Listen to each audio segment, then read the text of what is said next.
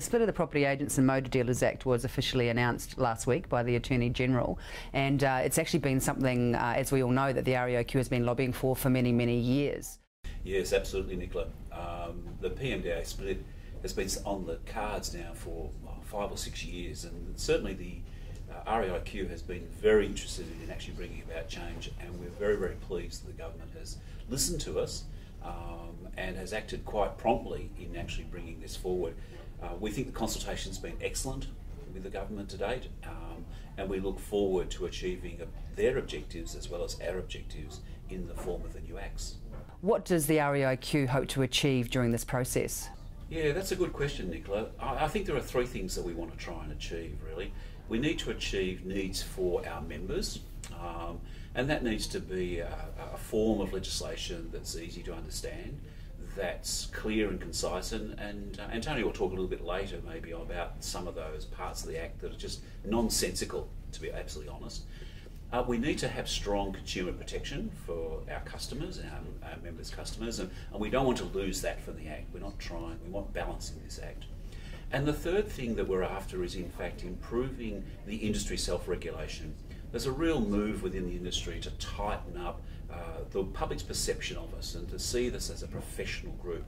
Now, to do that, we can do that with the Act, and we're hoping the government will listen to us and enable us to actually strengthen the whole industry self-regulation process. Antonio, you're the General Counsel for the REIQ and have been particularly involved in the potential split of PAMDA for a number of months now. What is it from a legislation point of view that you and the Institute wants to achieve throughout this process? Something about PAMDA, the Property Agents and Motor Dealers Act, that's well known is that it's a very large piece of legislation. It's extremely difficult to navigate through it, and we hear that consistently from real estate agents on the ground and even legal practitioners. So I think simplicity is really important, making sure that it's a more user-friendly piece of legislation. But I think also Anton mentioned some of the provisions which we struggle to see, I guess, the rationale for and why they're there. This government is showing us that they are actually open to listening to us about those things, looking at where we can get rid of some of those red tape, if you like, areas. We can improve, streamline the Act, but without losing the consumer protection that ultimately undermines the Act. And I know that the Attorney-General at the REIQ Awards announced a key change which will be coming in that we know for certain, yes, which is the removal of the warning statements. That's right. What sort of impact will that have on your members? I think that will have a really significant Well, in fact, impact. on the night, he got a standing ovation for that particular announcement. Yes. So that's a big tick from the members on that one. Absolutely.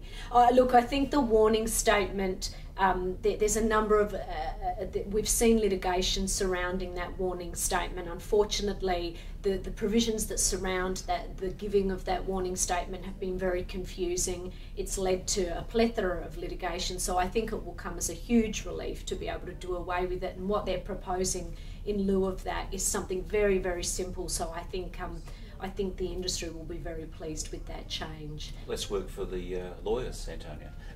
Less work for everyone.